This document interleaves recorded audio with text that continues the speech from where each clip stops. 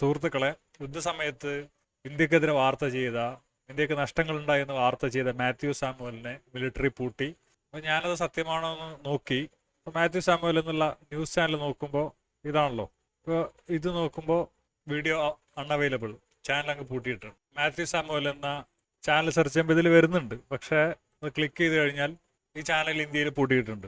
കാരണം ഇത് ചാനൽ ഇന്ത്യയിൽ പൂട്ടി നാഷണൽ സെക്യൂരിറ്റിയുടെ പ്രശ്നമാണെന്നൊക്കെ, അല്ലെങ്കിൽ പബ്ലിക് ഓർഡറിന്റെ ക്രമസമാധാന പ്രശ്നമാണെന്നൊക്കെ പറഞ്ഞിട്ട് ഈ ചാനൽ ഇവിടെ പൂട്ടിയിട്ടുണ്ട് ഇന്ത്യയിൽ. അപ്പോൾ ഇനി മിലിറ്ററി എങ്ങാനും മാത്യു സാമുവലിന്റെ അടുത്ത് തൂക്കി കൂട്ടിലിടുമെന്ന് അറിയില്ല. ഇപ്പോൾ ക്രിസ്ത്യാനികളിൽ ഈ ക്രിസംഖ്യകൾ, കാസക്കാർ, ഇവരെ നമുക്ക് വിശ്വസിക്കാൻ കൊള്ളില്ല. ഇവരെ യുദ്ധസമയത്ത് നമ്മളെ പിന്നിൽ നിന്ന് ഇവർ കുത്തും. സംഖ്യകളും അങ്ങനെ തന്നെയാണ്. അപ്പോൾ സംഖ്യകളും കരുതിയിരിക്കുക. യുദ്ധസമയത്ത് ഇന്ത്യക്കാരെ ഭിന്നിപ്പിക്കാൻ ശ്രമിച്ചാൽ പണി വരും. ഇന്ത്യക്കാർ പാകിസ്ഥാനിൽ ബോംബിട്ടാൽ ഇന്ത്യക്കാർ സന്തോഷിക്കുമെന്ന് ഏതെങ്കിലും ഒരു ഇന്ത്യക്കാരൻ പറഞ്ഞാൽ അവൻ രാജ്യദ്രോഹിയാണ്. അവനെ പിടിച്ച് അകത്തിടും, മിലിറ്ററി നന്നായിട്ട് കുത്തുകയും ചെയ്യും. അപ്പോൾ ബോധത്തോടെ കൈകാര്യം ചെയ്യുക.